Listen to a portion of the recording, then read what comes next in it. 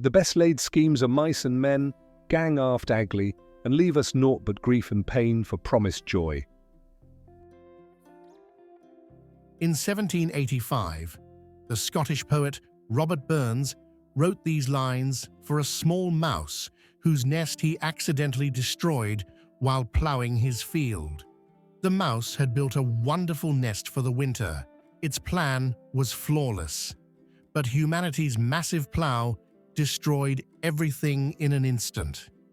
This little book, written by John Steinbeck in 1937, is exactly the story of that mouse. Most of us remember of Mice and Men as the sad story of a clever man and his strong but mentally disabled friend. In schools, it was taught to us with the theme of friendship. However, Steinbeck's intention was not merely to tell a story of friendship. On the dusty roads of the Great Depression, he wanted to explain how that shiny lie called the American dream turned into a ruthless American nightmare. In this video, we won't just talk about George and Lennie. We will examine why their famous dream of tending the rabbits was impossible, why this book is structured like a play rather than a novel, and what great despair Steinbeck was actually whispering to us in that final scene. If you are ready, let's descend into the Salinas Valley, the world of the lonely. To understand George and Lennie, we must first understand the ground they walked on, America in the 1930s. Because the real villain in Of Mice and Men is neither Curley nor anyone else. The real villain is the spirit of the times. The years historians call the Great Depression, when the economy was paralyzed. But in California, the situation was even direr. It was the era of the Dust Bowl, where nature had also declared war on humanity. Thousands of acres of farmland had turned from drought to desert, and dust storms that blackened the sky for days had driven people from their homes. In the midst of this economic and ecological apocalypse, a new type of human emerged. Americans called them bindle-stiffs. Who were these men? Rootless, homeless, itinerant farmhands carrying all their worldly possessions, a blanket and a few tin cans, on their backs. Thousands of lonely men carrying barley sacks in the Salinas Valley today, picking peaches in the north tomorrow, never knowing where they would be next week. Just before writing Of Mice and Men, John Steinbeck toured these camps for the San Francisco News and prepared a series of articles titled The Harvest Gypsies. Steinbeck didn't just watch these men from afar. He slept in the same bunks and ate the same tasteless beans. The life of these bindle-stiffs was a horrific cycle. They would get a ticket from an employment agency. Remember those yellow cards in George's pocket in the book? Go to a ranch and at the end of the month, blow the $50 they earned in one night at the town's brothels or on cheap whiskey. Why? Because they had no future to save for. Even if the money stayed in their pockets, the possibility of starting a family or buying a house was mathematically impossible in that economic crisis.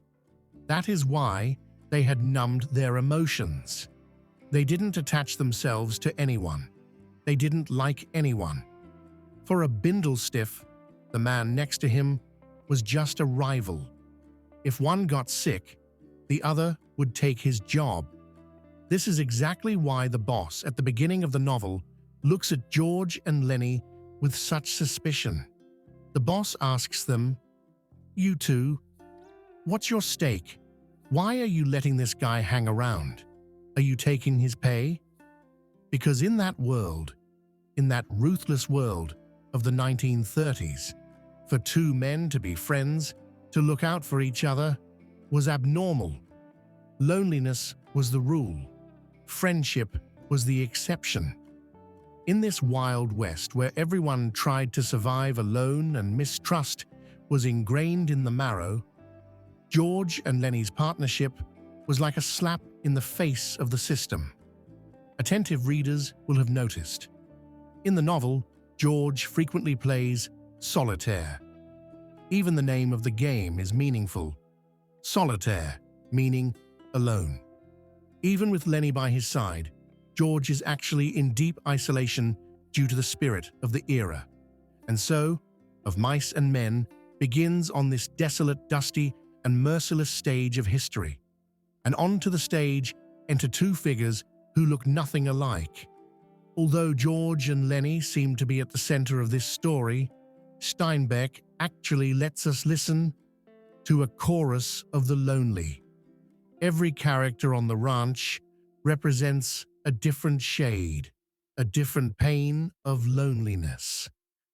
But let's start with the chorus's strangest duo, the unity of opposites. George Milton and Lennie Small. These two men are actually like two halves of a single human being. George is the mind, the logic, the anxiety, and the survival instinct. He is small, but sharp-eyed. He senses danger. He makes plans.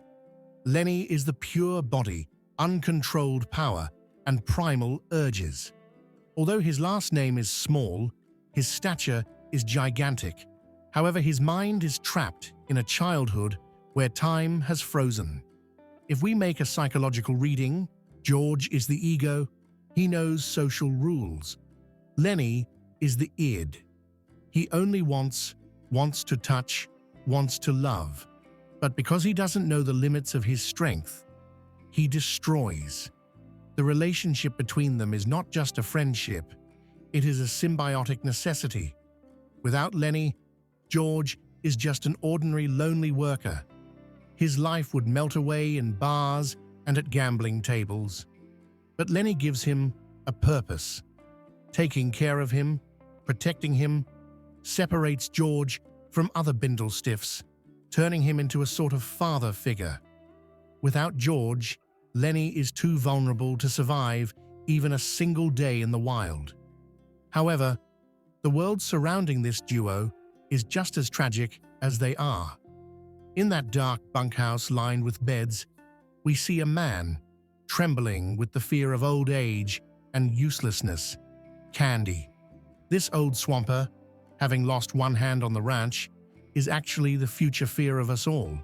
The old, rheumatic, smelly dog beside him is not just a pet, it is Candy himself. When the system, that is, the ranch, kills that dog because it is no longer useful, Candy realizes that his turn is coming next. Inside the capitalist gears, the moment you fall out of production, you are null and void. Candy's inability to stop the killing of that dog is a silent acceptance that he cannot stop his own fate. And in that small room in the barn, we encounter loneliness in its bitterest form. Crooks, the black stable buck. Because he is the only black man on the ranch, he is not allowed to sleep in the bunkhouse with the others. He takes his name from his crooked spine, kicked by a horse. Crooks is actually an intellectual who has taken refuge in his books behind the walls built by racism. But he is so lonely that when Lennie enters his room, for a moment, he behaves cruelly towards him. Because for the first time in his life, he has found someone weaker, mentally, than himself. Crooks is a short, terrifying demo of how the oppressed can turn into the oppressor when given power. He screams this to us: a guy goes nuts if he ain't got nobody. Don't make no difference who the guy is, long's he's with you. Finally, perhaps the most misunderstood, most tragic figure of this story, Curley's wife. Steinbeck didn't even give her a name. She is only Curley's wife. She is defined by a possessive suffix.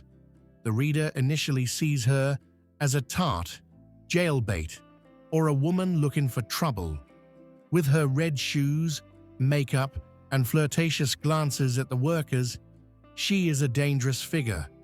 But when you peel back the curtain a little, you see that she is in a loneliness just as terrible as George, Lennie, or Crooks.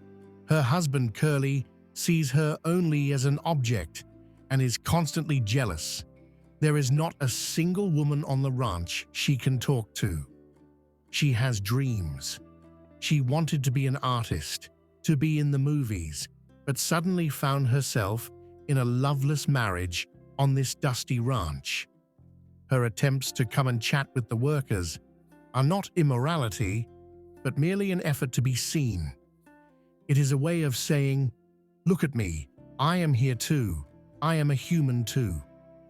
Unfortunately, this struggle will lead her step by step to disaster, towards Lennie's uncontrolled, innocent, but deadly hands.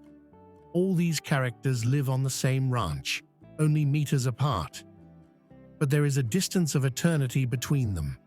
They all wait for a miracle in their own personal prisons. Tell me about that place, George. Tell me how it's going to be.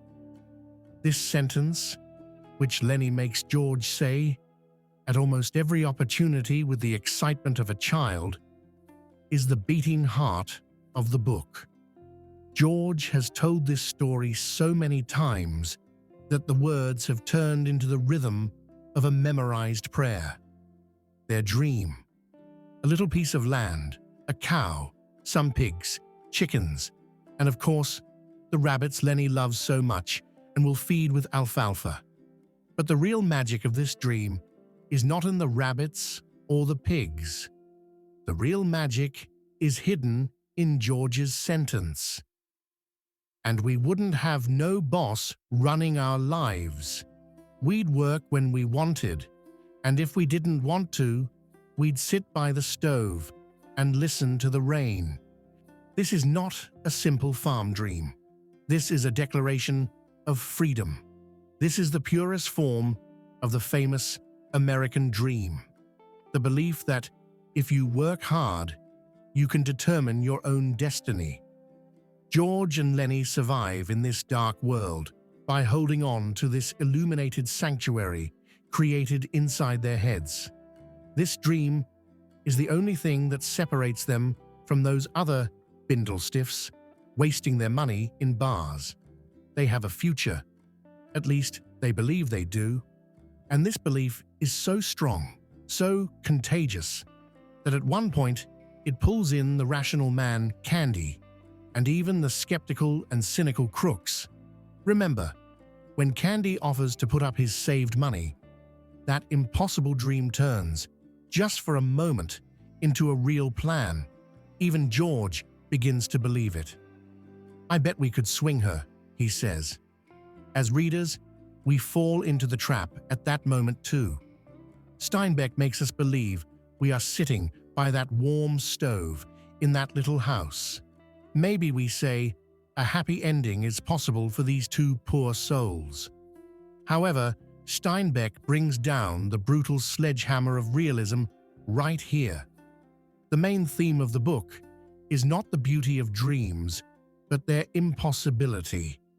In the economic conditions of the 1930s, there is no way out for those at the bottom. That farm is actually heaven on earth. And just like Adam and Eve being cast out of paradise, George and Lennie will never be able to enter that paradise. Steinbeck shows us this. In this system, the weak, Lennie, the old, Candy, or the outcasts, Crooks, are not allowed to come together and build their own world. That dreamed-up farm is nothing more than a mirage seen in the desert. It recedes as you approach. It vanishes when you reach out. Crooks, with his bitter experience, actually slammed the truth in our faces right at the start. I seen hundreds of men come by on the road and on the ranches with their bindles on their back and that same damn thing in their heads. None of them ever do it. Nobody ever gets to heaven, and nobody gets no land. George and Lennie's tragedy is not that they dream. It is that they are innocent enough to believe this dream could come true. Their little place is actually a utopia that will never exist. And like the mouse in Robert Burns's poem, humanity is doomed to watch its most beautiful plans be destroyed under a giant plow. Great authors do not just tell their stories with words, they hide them inside symbols. Throughout Of Mice and Men, Steinbeck has actually given us clues to the approaching disaster from the very beginning. We just needed to look closely. The strongest of these symbols is arguably Candy's dog. This old, toothless, rheumatic dog is the darkest harbinger of the plot. The dog is a friend, a traveling companion for the old cleaner Candy. But for the other workers on the ranch, especially Carlson, it is just a surplus that stinks, is useless, and is suffering.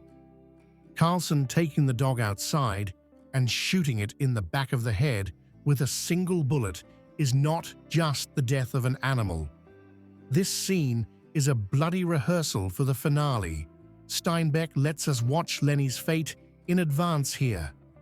Lennie is just like that dog, loyal to his owner, George, harmless, but according to the logic of the system, dangerous and dysfunctional.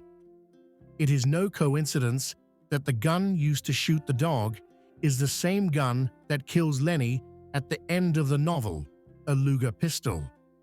By turning the barrel first to the dog, then to Lennie, Steinbeck draws that terrible parallel between mercy killings and, of course, the rabbits. Those rabbits that never leave Lennie's mind, turning into a massive obsession. Why not a cat or a dog, but rabbits? Because rabbits are timid, soft, and ready to run.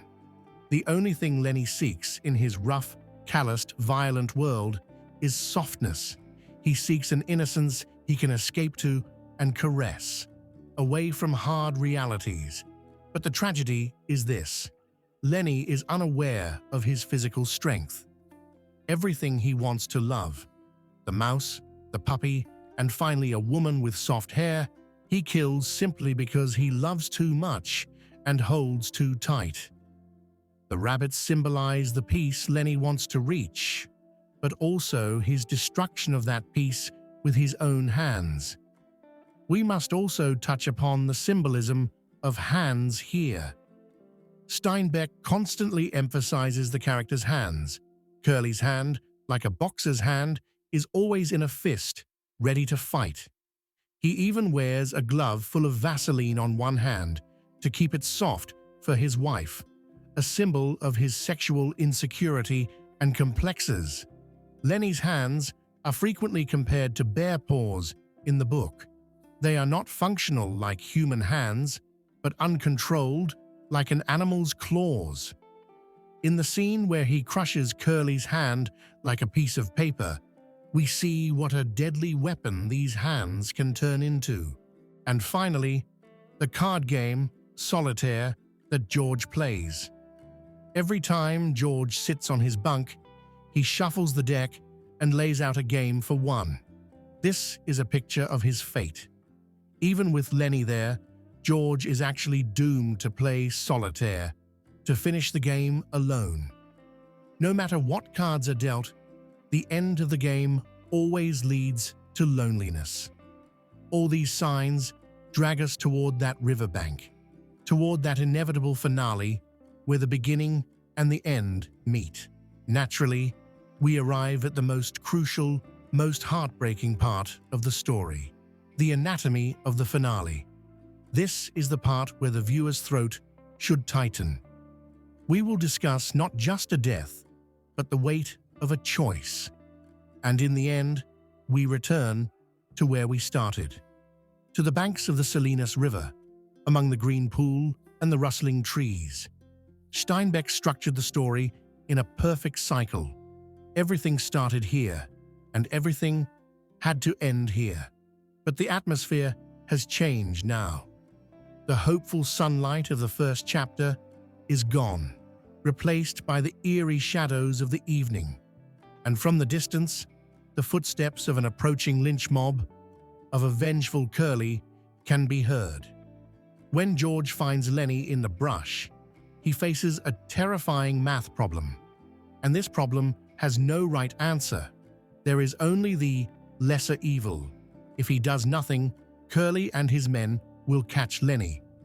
This means death for Lennie by torture, fear, and a painful lynching, or perhaps worse, being locked in an asylum, rotting in a cage like an animal. At that moment, George remembers what Candy said. What did old Candy say when his dog was killed by someone else? "I ought to have shot that dog myself, George. I shouldn't ought to have let no stranger shoot my dog."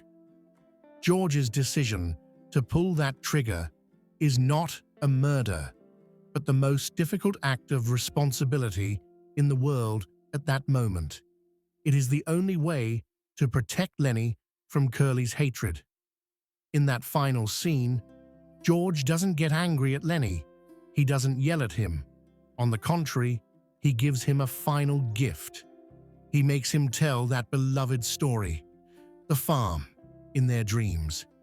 "Come on, George," says Lennie. "Tell me like you done before." George begins to tell it with a trembling voice.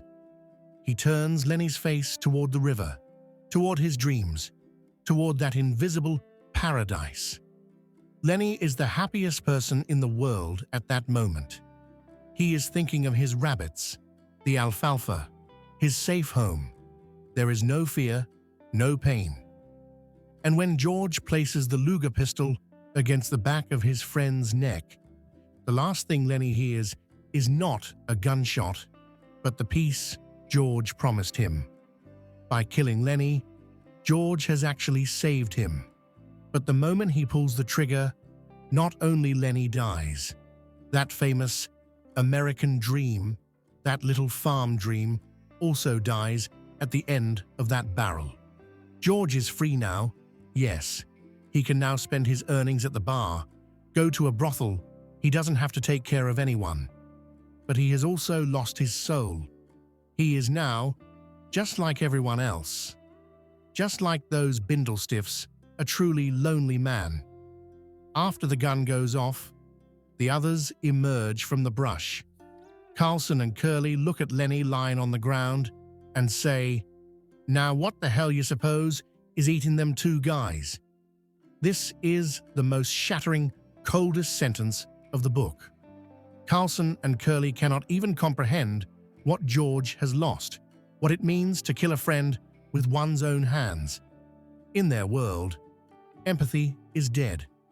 Only Slim, that wise, quiet Slim, understands. He comes to George, puts his hand on his shoulder, and speaks that absolving sentence. "You had her, George. I swear you had her." George has released Lennie from the wickedness of the world, but he has condemned himself to a remorse he will carry for the rest of his life. A thin book of only 100 pages, written in 1937. So why, after nearly a century, are we still talking about this book? Why does George and Lennie's story create the same ache in every part of the world, in every language? Because of Mice and Men doesn't just describe farm workers of the 1930s. It describes us. Today, the Great Depression may be over, but humanity's great loneliness continues. Behind the glass towers of plazas, in crowded metropolises, or behind digital screens, we are all modern Bindlestiffs. We may not have bedrolls on our backs, but we wander with anxiety for the future on our shoulders and a desire to be understood in our hearts. We all have a George side, logical, knowing the world, and trying to survive. And we all have a Lennie side hidden inside, that innocent child who just wants to love, wants to touch soft things and dreams. Steinbeck whispers this bitter truth to us with this book.